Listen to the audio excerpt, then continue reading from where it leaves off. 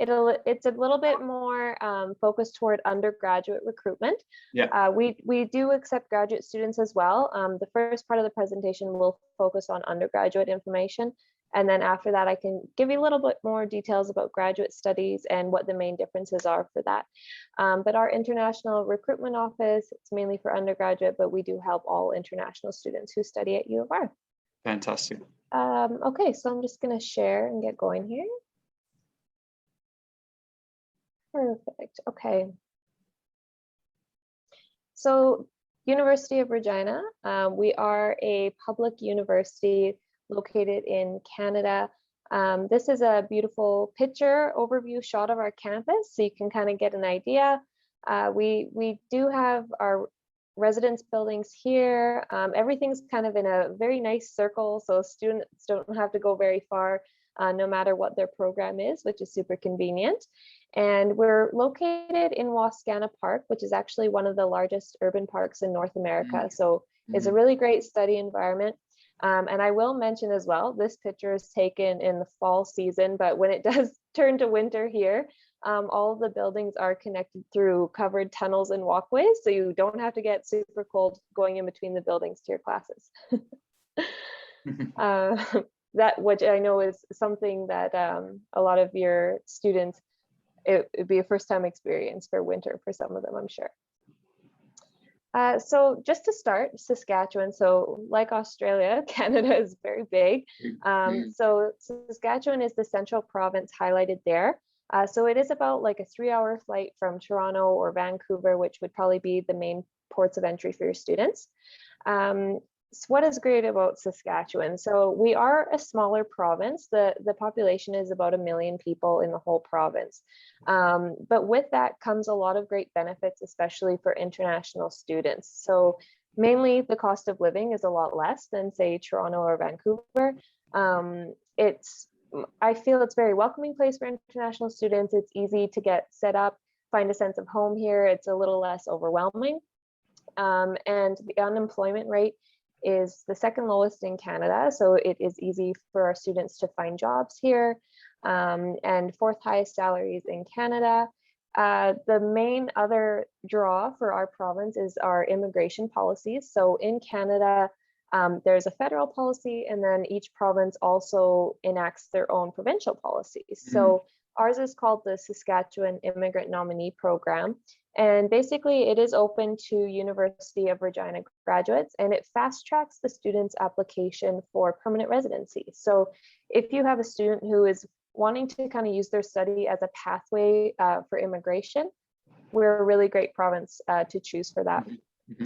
So basically the student will apply after they graduate, and the province will nominate their application to the federal level to be fast tracked for the permanent residency. So those are a few of the reasons why choosing Saskatchewan is a really great choice. So just next, kind of moving down, the city of Regina. So it is the capital city of the province.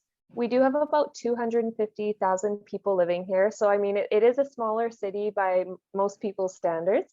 But it's a great place to be an international student because it's easy to get used to the city. It's easy to find accommodations, a part-time job while you're studying. But we still are big enough to have, you know, lots of events throughout the year, fun things to do, restaurant, nightlife scene, that kind of thing. So this is our other part of Wascana Park here, you can see. So the university is actually just on the other side, always lots of stuff going on in the summer. And I just think it's a really great place to be a student, to be a younger person, kind of on your own for the first time. I was born in Regina, so maybe I'm a little biased, but yeah, I think it's a great place to be a student. So getting to know the University of Regina. So we are home to about 16,000 students. Currently, right now, our international student number is just under 3,000, even after the pandemic has kind of impacted our numbers a little bit. So we are really happy with that. We are one of the top 15 comprehensive universities in Canada. So comprehensive meaning we do have so many different faculties and programs to choose from. As I said, we are located in Wascana Park, and we are leaders in experiential learning, which I'll go into a little bit later, as well as academic research and student success. So we actually, I believe it was, yeah, the Research Info Source for 2020, they named us Canada's top research university. So that's more so saying for the graduate level programs. But yes, international students do make up a decent portion of our student body. So, oh, my little things are coming up here, sorry. So University of Regina, we have a lot of international students studying with us already, and they're really enjoying themselves. And I think that we have a lot to offer. Mm. Just go down here. Okay, so I'm going to start talking a little bit more about programs. So as a comprehensive university at the undergraduate level, we do have the 4-year bachelor degrees. We also offer some 2-year diplomas and 1-year certificates. At the postgrad level, we have master's and select PhD programs. So first of all, our Faculty of Arts, it's one of our largest faculties. These are just some of the more popular majors I've listed here.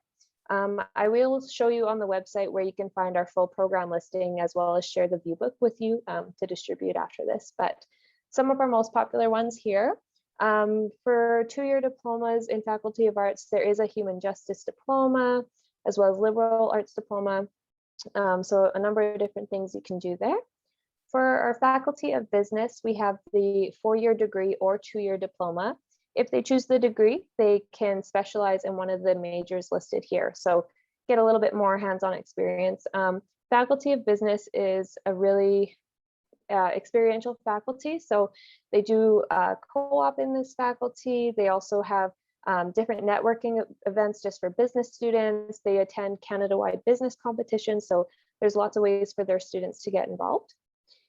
The Faculty of Education, this one is a really great choice if you have those students who maybe are looking to stay in Saskatchewan or Canada after they graduate. So with this degree, they can become an elementary or secondary school teacher, or they could even specialize in like music, arts, physical education, something like that.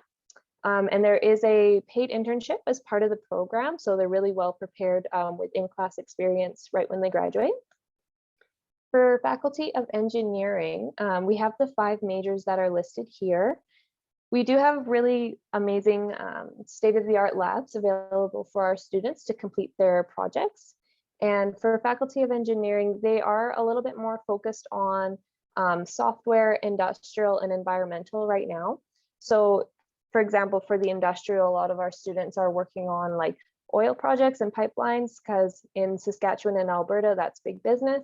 But software and environmental are also becoming more in demand as well. So Saskatchewan as well, I should mention, we are like an agricultural province, so there's a lot of farming. So engineering students actually help a lot with that, getting really innovative ways for to increase our output for agriculture. So they're doing some really interesting research in that faculty. For kinesiology and health studies, so these are our human kinetics, health, sport and recreation. Sport and recreation studies, it's actually kind of unique.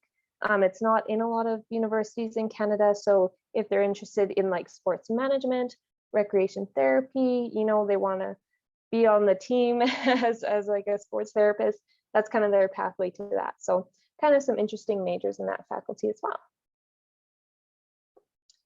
On the second page here, Faculty of Media, Art and Performance. So this is our fine arts faculty.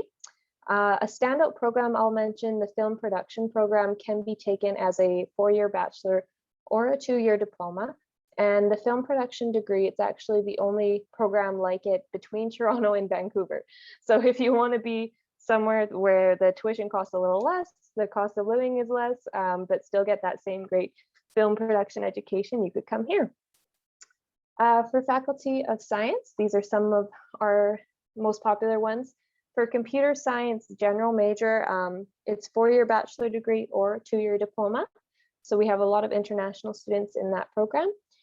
We also have pre-professional programs. So we don't award medical degrees at our university, but they could do like their pre-medicine or pre-dentistry. The closest medical university to us is just 2 hours away in the city of Saskatoon. So they could always take their pre-professional requirements here and then transfer. These ones at the bottom are kind of more of our specialized faculties. So Faculty of Social Work, it's a specialized program if you're interested in being a social worker. After you graduate, again, it would be a great choice if you're looking to stay in Saskatchewan. Faculty of Nursing, this one is our only undergraduate program that is competitive admission. So that's something important to state. All the other programs here, it's not competitive admission for undergraduate. So if the student applies and they meet all the requirements, they'll get the offer letter. So Faculty of Nursing is the only one where it's competitive, and the deadline is just one intake in fall each semester, and the deadline is the previous December, I believe. So that one requires a little bit more planning in advance. Center for Continuing Education, they offer some short-term certificates and diplomas which can be used to ladder into a degree. So we do have some international students doing certificate in administration. So that is like a one-year business certificate. So that's the shortest kind of business program that they could take. They also do like a liberal arts diploma. Le Cité Universitaire Francophone is our French language college. So if you have any students interested in learning the second official language of Canada, they can do so here in Saskatchewan. And it really gives them competitive edge in the job market, especially if they're interested in governmental work. Really give you a leg up if you're interested in staying in Canada. And lastly, Faculty of Graduate Studies and Research. So I will kind of mention here the separation. So if you have any students interested in master's or PhD programs, the Faculty of Graduate Studies is the one that actually processes all of those applications, whether they're international students or not. So unfortunately, our office doesn't have as much control over the applications because we're not the ones actually processing them. However, we can make sure we guide you on the right path and get you connected with them if you need any admissions questions answered or things like that. And the main difference as well is the graduate studies programs, they are competitive admission. So not everyone who applies will get the spot. And in terms of processing times as well, I'll just throw in now that it can take a lot longer for the graduate studies offer letter to be processed. So each faculty kind of has different deadlines for their programs, and the application won't be kind of reviewed and the decision made by the faculty sometimes 8 weeks after the deadline has passed. So even if you have a student who maybe applied like 2 months before the deadline, they're not going to get their decision until maybe 6 to 8 weeks after the deadline has passed. So just something to keep in mind. But the plus sides of our graduate studies programs is it's some of the lowest tuition rates in the country and really great research going on in pretty much every faculty. So positives as well. Okay, just gonna go down here. So as I mentioned earlier, experiential learning. So we have the longest running co-op education program in Western Canada.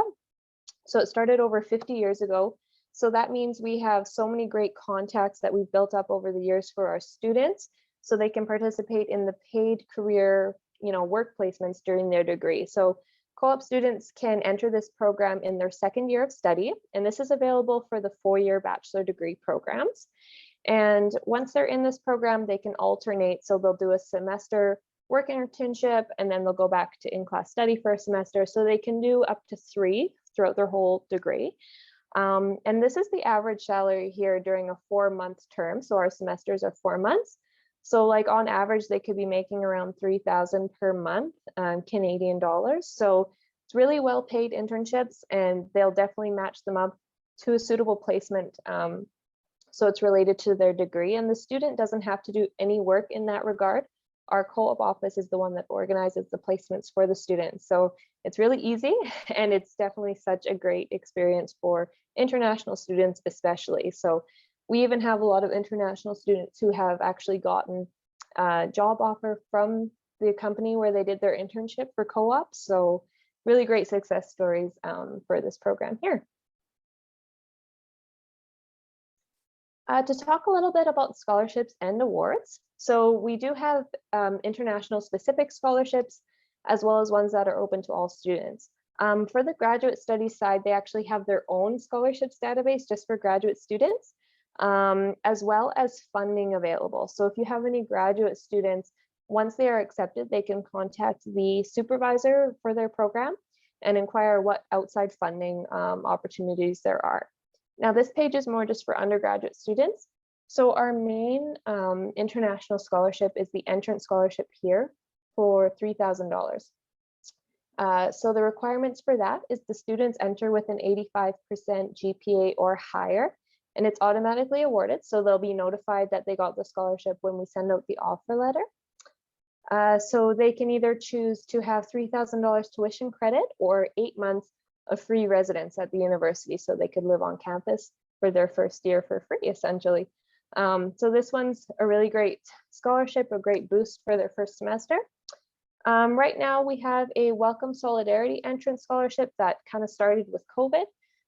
So with that one right now, it's if they are able to start in the winter 2022, so that's the next upcoming semester, starting in January, they'll be able to get $1,000 tuition credit, as well as 1,000 credit if they choose to live in our housing. So that's kind of a new one right now. Last one on this page is the Circle of Scholars one. So this award, it's $20,000 total, and it's paid out each year. The student will get $5,000. So it's for 4-year degree students. It'll go to our top 3 academic students. So, you know, sometimes they're entering with a GPA of maybe like 90 or 93. Really high achieving students can get this scholarship. Aside from those main ones, as I mentioned, we also have a database for additional ones, both entrance and continuing scholarships.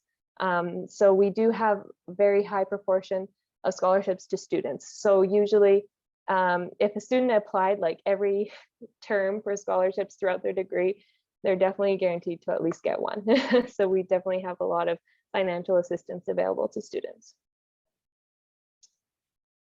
Just to tell you a little bit about our tuition fees, kind of cost of living, like I've been talking about. So for international students, the minimum they can take is 3 courses in the fall and 3 courses in the winter, or 6 per year. So that's the minimum to maintain the Canadian study permit.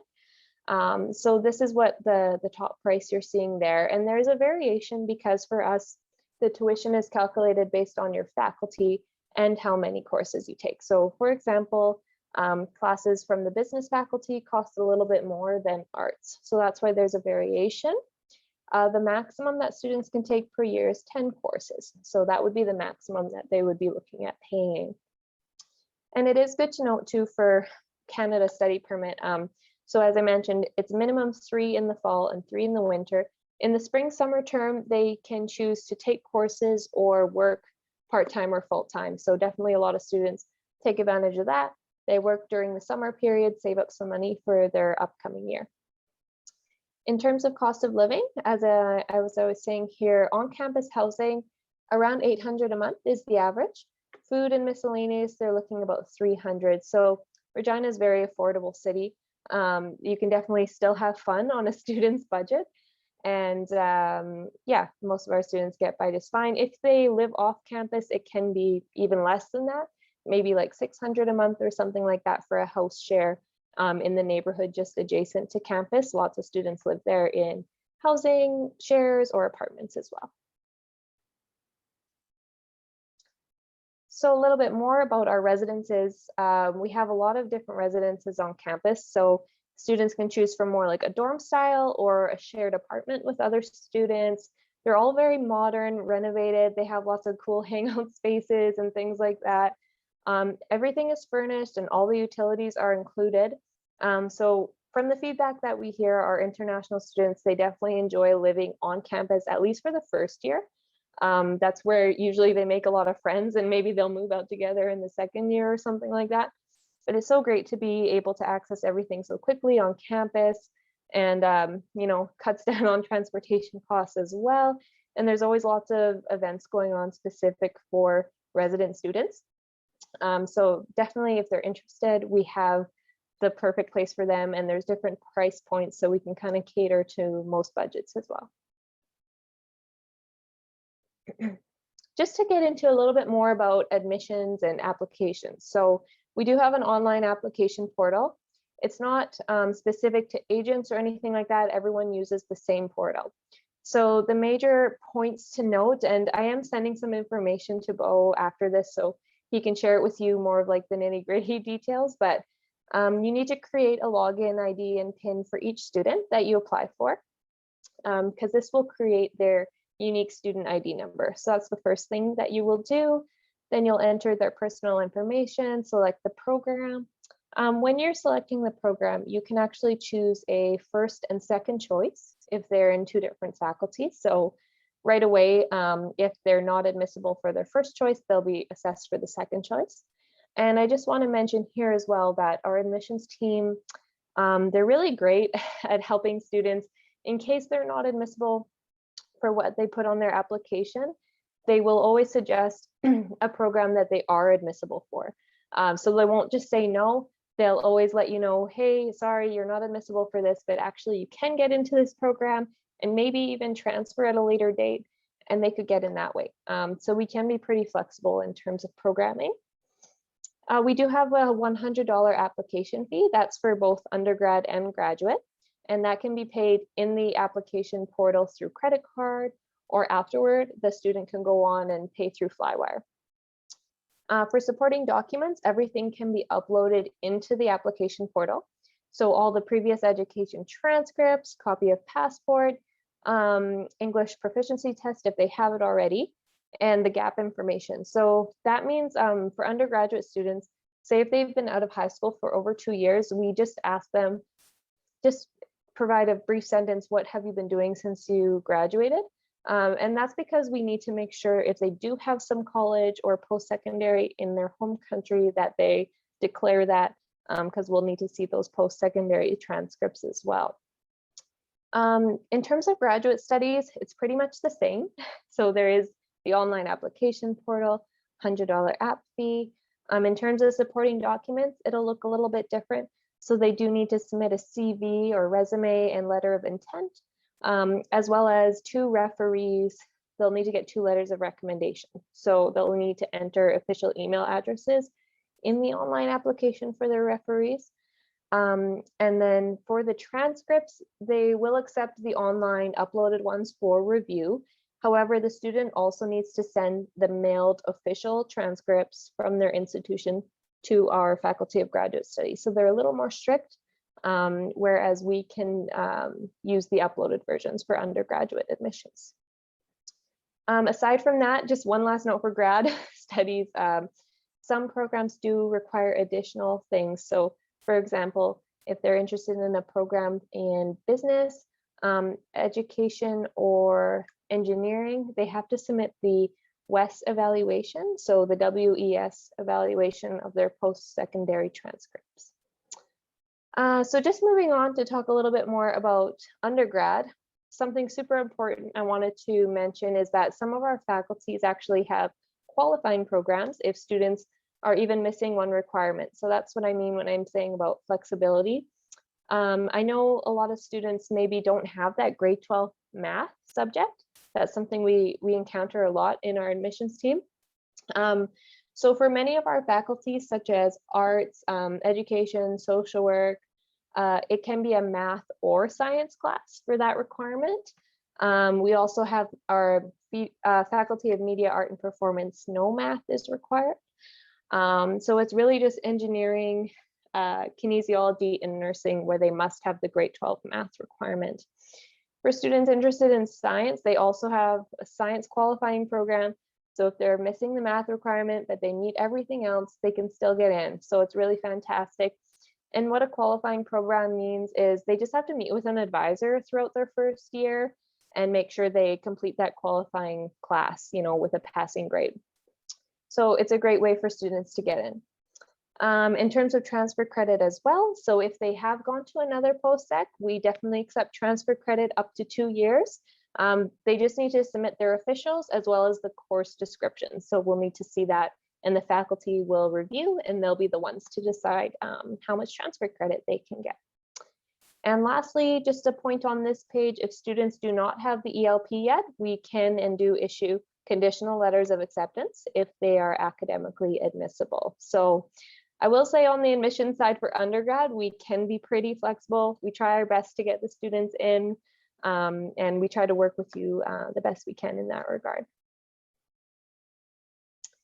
Just further for English language requirements for undergraduate, this is the complete list. So, I mean, the most popular one for us is usually we see IELTS. So it's overall score of 6.5 with no band less than 6.0. So that's our requirement. We still are accepting Duolingo as well. We started accepting that throughout the pandemic. So a score of 110 or higher will meet that requirement.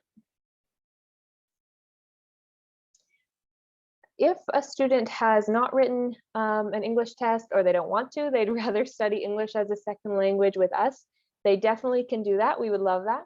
We have a really great English as a second language program at the U of R. So they do small class sizes, very interactive learning. In the chart here, they do have 5 different levels. And basically each level takes 1 semester to complete. So they would do the placement test and say they would place in level 30 or something like that. Then they would have to take 2 semesters of English before going into their undergraduate studies. We also have a very special advanced EAP program. So for students who are maybe just under the requirement, they can actually take ESL +1 undergraduate class in the semester. So they can kind of get a taste of both worlds, and they're still getting a credit class while they're taking their English as a second language program. And it's a fully accredited program as well.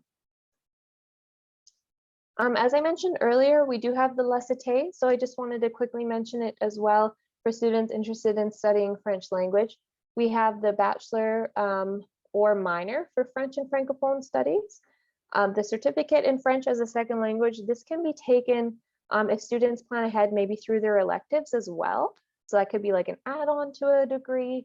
And then the baccalaureate en éducation française, le bac, is if they're interested in teaching French as an elementary or secondary school teacher. And that is a very actually in-demand job in Canada right now. So great opportunities if you're interested in studying French. To talk a bit about our student services, we have an international specific student services team, and they're so great. A lot of them were actually international students themselves, and now they're our peer advisors. So they're very well versed in the total experience for international students. So right now, especially, they're helping students with all of these immigration related questions, anything to do with study permit, all the travel restrictions right now. They're helping them, making sure they have all their documents, making sure their quarantine is set up and everything goes really well and smooth. Usually we have an airport welcome to do that. But right now they're doing everything through Zoom meetings, drop-ins. They're so accessible and they're doing a really great job. We've been able to welcome a lot of international students even throughout these past few months. So it's going really great. They do international student specific orientation, as well as helping with job things. So helping prepare the resume, making sure they get their proper work permit, everything like that.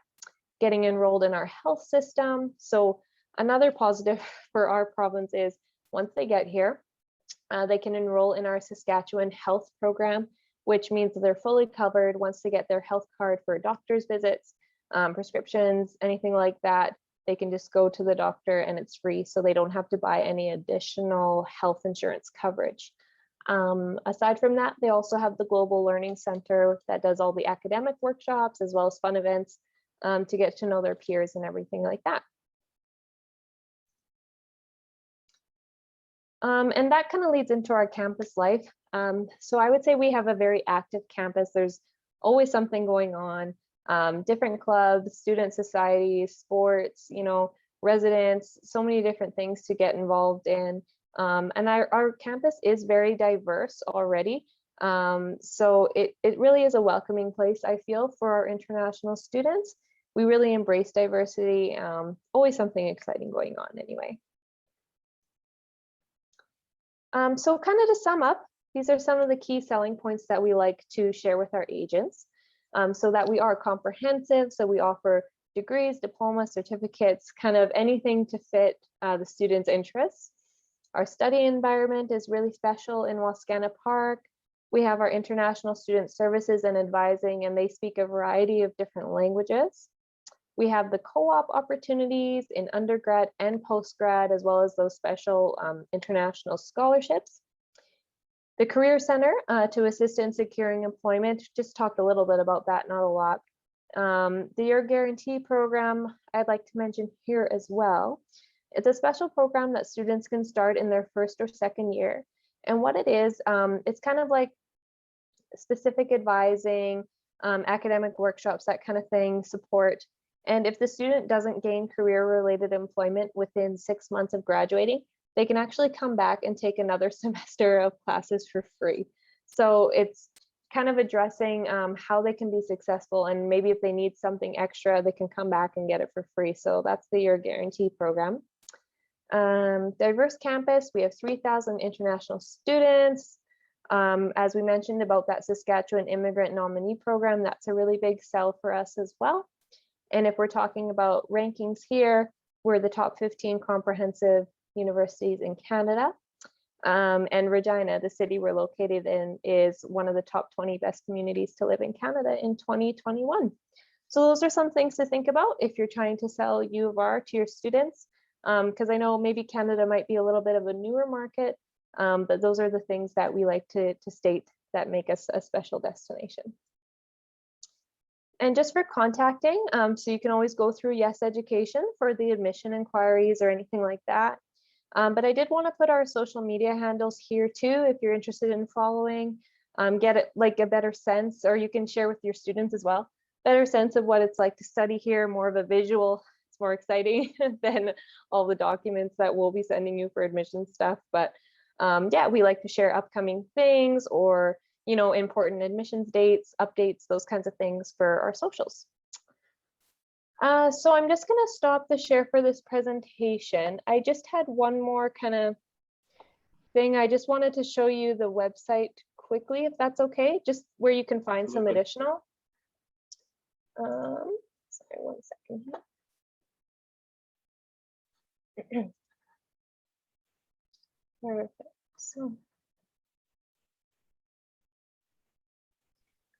So this is our University of Regina website. So it's just www.uregina.ca.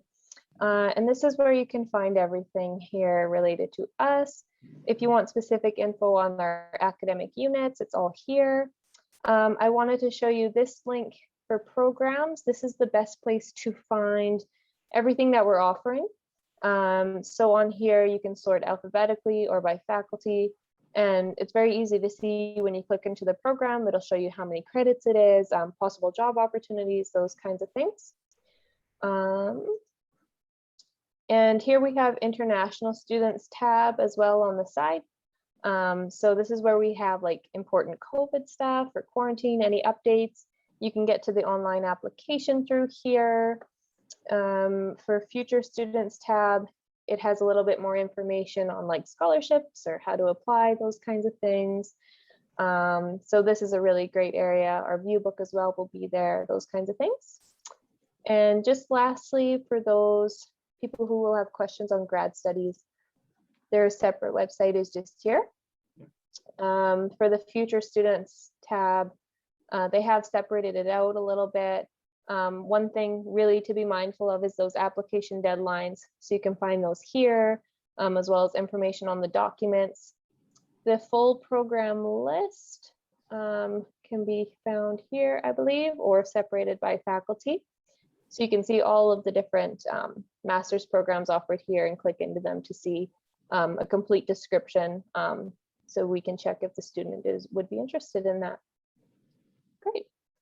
So as I said, I will be sending both some stuff to share with you guys. So the presentation, our new view book's going to be ready this week. So I'll be sending out to you for the 2021-2022. As well as we do have a separate kind of PowerPoint made for us from graduate studies. So we'll share that with you. It has a little bit more detail on the grad study side because it can be a little bit more confusing and nuanced. So we'll be sharing that. And yeah, thank you once again for inviting us. Definitely open for any questions you guys have that I could answer right now.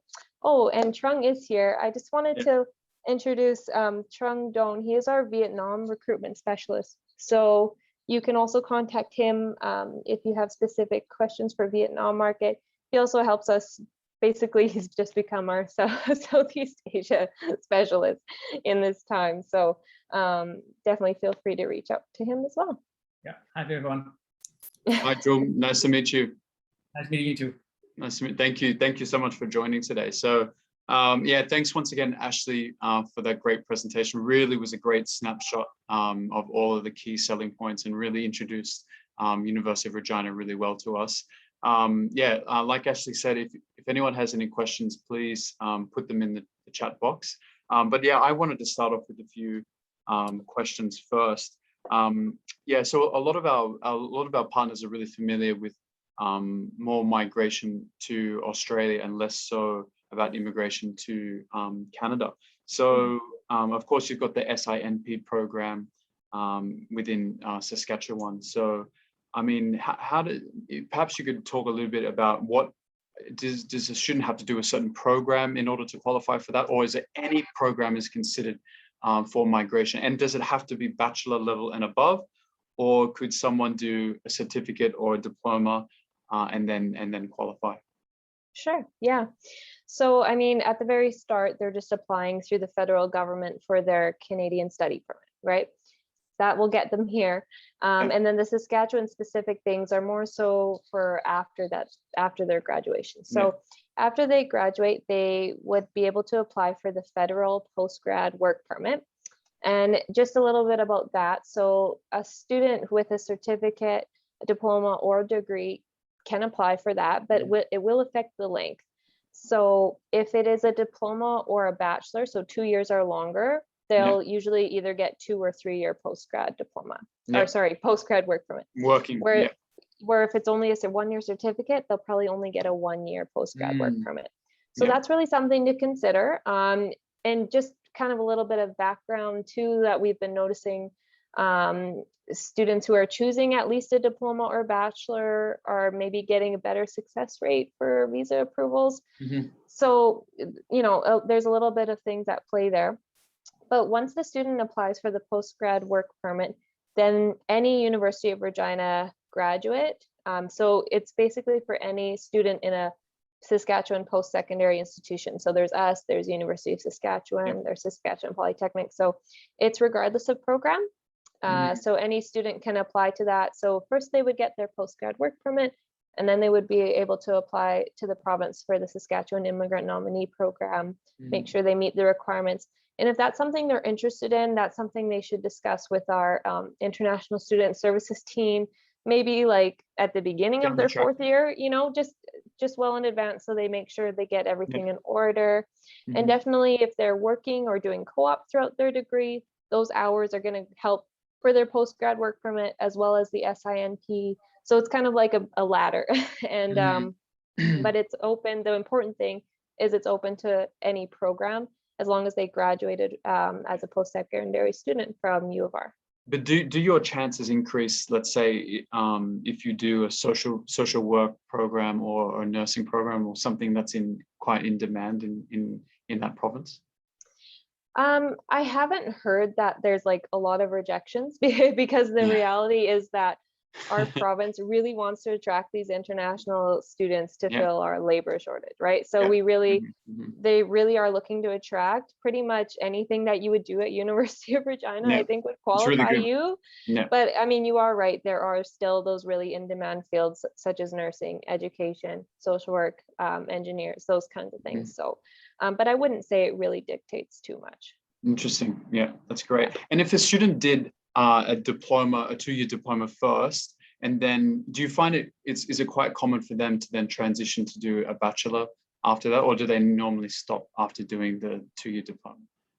I would say kind of overall, a lot of students will stop just because they're really eager to get working and, you know, move on, which I totally understand. They qualify to find work. They qualify, yeah, I totally understand. So they don't see the point to get the bachelor. But if they did want to do the bachelor, then they would have 60 hours of credit. Yes. Yeah. So they would only have to do 2 more years for the bachelor, right? Correct. Yeah. So they are designed, the diplomas are designed in such a way where all those classes would transfer and ladder in to a bachelor. So for example, if they're doing the diploma in business or diploma computer science, diploma in health studies, that can directly go into the bachelor of the same name. Yeah, fantastic. That's really good. Mhm. And yeah, the scholarships look really good as well. The 3,000 scholarship, and that's really automatically given after if a student has 85% GPA equivalent. But you said there's some country-specific scholarships as well. I'm wondering, Jom, would you know in Vietnam, are there specific scholarships for Vietnam at this time? I think that's something we are currently working on right, Ashley? Yeah. Yeah, so for the country specific, we're hoping to have it ready for 2022 year. Okay. So it's more focusing in on kind of the markets we're looking to expand. So Vietnam is definitely one of them, and probably Philippines as well. So that's something, as soon as it's approved, we'll definitely be sharing through email to everybody, all of our agents.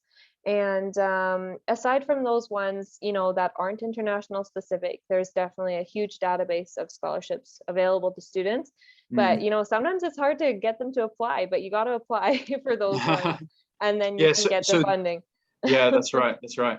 Mhm. And that you said before, the Jan intake, the winter intake, there's a Yes. 1K scholarship there. Is that also Mhm. automatically given as Yes, well? so that is another automatic one. We've been kind of doing it throughout COVID. So it was available for fall as well, like this current semester. Okay. So if you have any students who can apply and make it to be registered for the winter 2022, they'll automatically get $1,000 tuition credit in the next registered Got semester. it. Mhm. And if they want to live on campus, they can also automatically get $1,000 to housing credit. So that's just based on registration, nothing else. Yeah. It's basically just trying to encourage students to go through with their plans, kind of thing. Yeah. Yeah. Fantastic. And on the supporting documents as well, they're quite clear. But I think you said for undergrad, they don't have to be mailed. They can be certified and scanned and sent to you. They don't. But Yeah. for postgrad, they do need to be they do need to be mailed. Yeah, across. that's correct. So for undergrad, you know, when they upload it with their application, we can use that for the admission letter. And then once they get here physically, we just ask them to come to the office with their transcripts. So we can So see they will that have it to bring them matches. across. Yeah. Okay. Yeah. Understood. But then you're correct, for the postgrad, they need them uploaded for the admissions process, but also mailed in sealed Also mailed envelope. as well. Yeah. Understood. Mhm. Great. And one of the requirements for the supporting documents was, if there is a gap, it does have to be explained. And is that normally just a Word document addressed to the admissions team, maybe a page long? Is there a certain format that you need, or is it quite flexible there? It's very flexible, and we don't expect much. Like literally a paragraph is fine. It's And just just to make has to be sure. signed by the Yeah, student after. just it could be a PDF or a Word doc that can be uploaded with the app. And it's just if they've been out of high school for over 2 years, we just ask to explain, what have you been doing since you graduated? Have you attended any other post-secondary? That's the question that will be in the application. And that's just to avoid any undeclared post-sec, just because that we've had a few students already this semester where they submitted, and then later on, like they said they had no post-sec, and now they get here and they're asking about transfer credit. So now we have to see their post-secondary transcripts and make sure they're still admissible and everything like that. Yeah. Great. And the normal schedule for a student in Canada, well, at University of Regina, is normally 6 courses over the year, 3 in the fall, 3 in the winter, but they could take more. They could do 4 if they wanted. Yeah, I guess we should speak to that a little bit, because I guess in Australia it's probably a little bit different schedule. They usually do 4 in Australia. But of course, students, if they only had to do 3, they'd be happy to do that if it takes off the workload. But having said that, if they do want to finish the course quicker, so if they did 4 courses a semester, they could finish potentially, and if they did summer semester as well, they could potentially finish quicker than 4 years. Is that right? So three is the minimum required to maintain the study permit. Yes. So we do have a lot of students taking, the average I would say is 4, because they can get better grades. It's a little more manageable, but they can take 5 5 is the max. So if they want to get done like right in 4 years or even earlier, they could take 5 in each semester, because we have 3 terms, right? So fall and winter are the mandatory 3 in each, and then spring, summer, it's up to the student. So that way they could finish a little quicker, or they could do like 3, 3, and 3, and then spread it out a little bit. So it kind of depends on the student, how they like to study, you know, or if they need to work part-time, maybe they want to take only 3 classes so they can manage that. So if they did 3, 3, and 3 across those semesters, it would still be 4 years. Yeah. But if they did 3 in the fall, 3 in the winter, it would take a bit. It would take a bit longer. It'd take a bit longer, right? Okay, understood. Yeah, very clear. Okay. Anything else here? What about Jung? What about from Vietnam? What would you say are the most popular courses since you've been working at Regina? So specifically for the Vietnamese market, generally business is the one that always the most popular. Especially in the last 2 years or so, we get a lot of questions about our computer science program. So it's obviously in Vietnam, IT is a hot area right now that the student would like to go in, especially the student who's good at math, sciences in high school level. Earlier when you was asking a bit about the province of Saskatchewan, so one of the things, especially for the Vietnamese market, is that a lot of the students from Vietnam, they tend to look long-term into immigrations and stuff. So that's one of the reasons why, beyond what Ashley was saying, that the student in Vietnam is really interested in this area for immigration opportunity compared to, you know, the more popular province where the competition might be higher.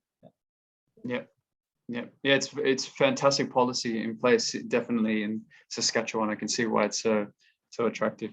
Okay, I think that's it. I think that's it from me. Yeah, go on. I think one more thing that I don't know if Ashley mentioned, but I think the province of Saskatchewan, they also offer a graduate retention program where the student can get refund up to $20,000 after they graduate. Personal income tax. Oh, that's great. Okay. So yeah, what is that support for? So that is like, it's open for domestic students as well. So any student who studied in our post-secondary in the province, it's graduate retention program for taxes. So provincial taxes. So say it's valid for, I believe it's 6 years after the student graduates.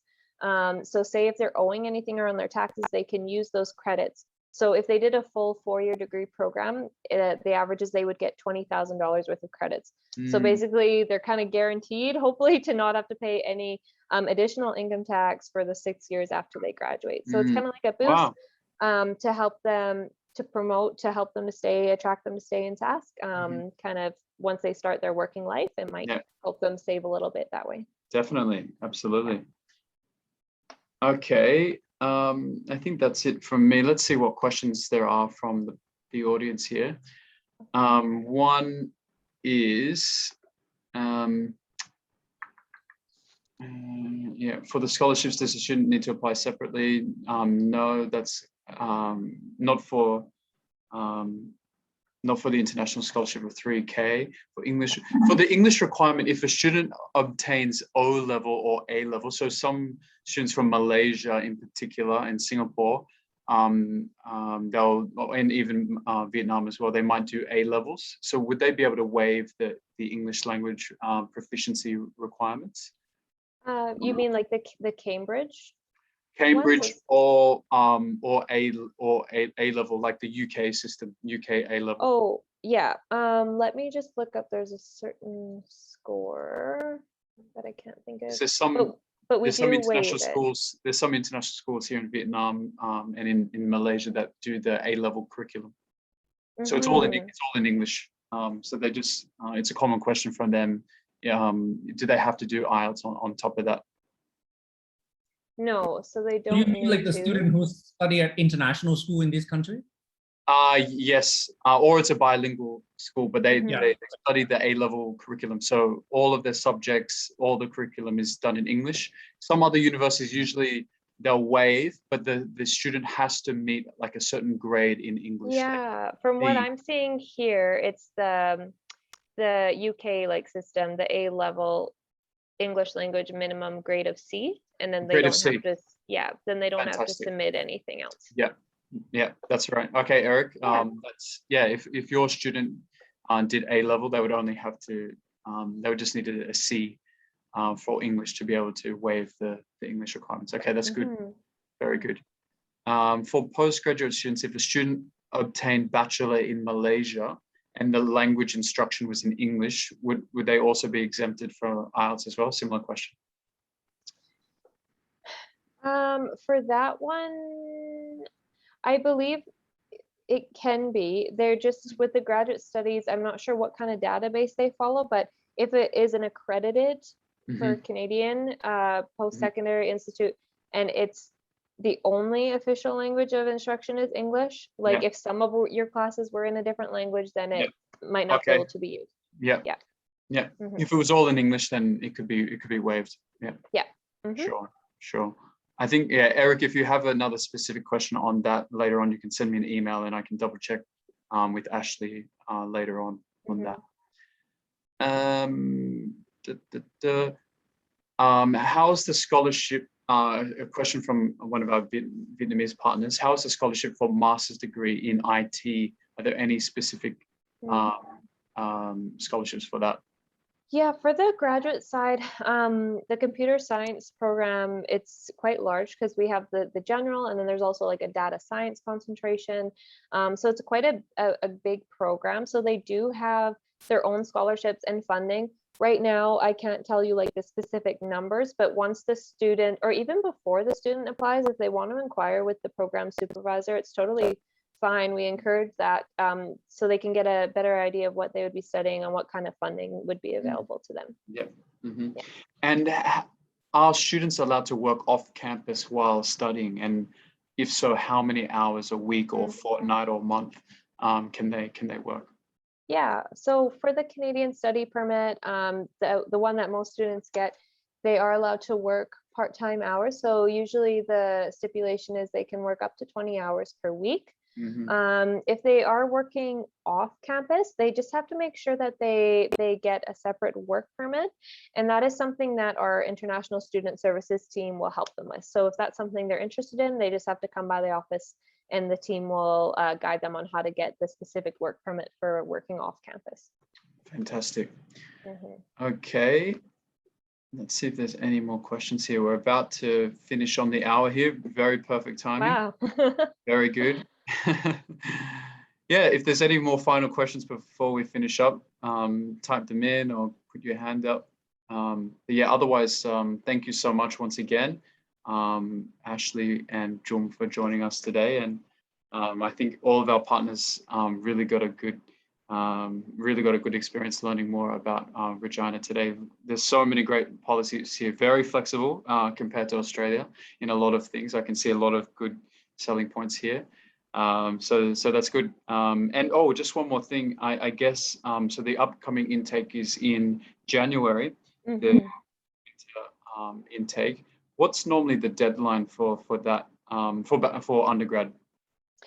So for undergraduate, we'll still accept applications up to 1 month before the start of classes. So we're looking at like first week of December, that's when you need to get the application into us by. And for agents, we do have a bit of leeway. Like if you have a student you think is really good and they really want to come, if it's a little bit late, we can accommodate. Fantastic, that's great. And yeah, normally the visa for Canada at this time, it usually does take around a couple of weeks, 3 weeks, a month. What we've been seeing, it's getting better since, most offices are reopened and stuff like that, but it is kind of country specific. So we're still seeing like kind of long times for, say, like Nigeria or like different African countries, but for a lot of South Asia countries, it's quite good. So probably within 1 to 2 months they should be able to get their study permit. That's good. Very good. And does the visa success rate improve if you have an IELTS document or an English language proficiency award. Does that kind of happen in Canada? Because it's a little bit, in Australia, it definitely improves if you have IELTS or PTE. Is it the same for Canada? Because if there are students there that want to do an internal placement test with you guys, we would definitely encourage that. But does that sort of hurt the visa? We still have students who get visas like with the conditional letter, who haven't submitted anything. But I mean, yes, I would say it's easier to award the successful visa if they already have everything, including the English proficiency test.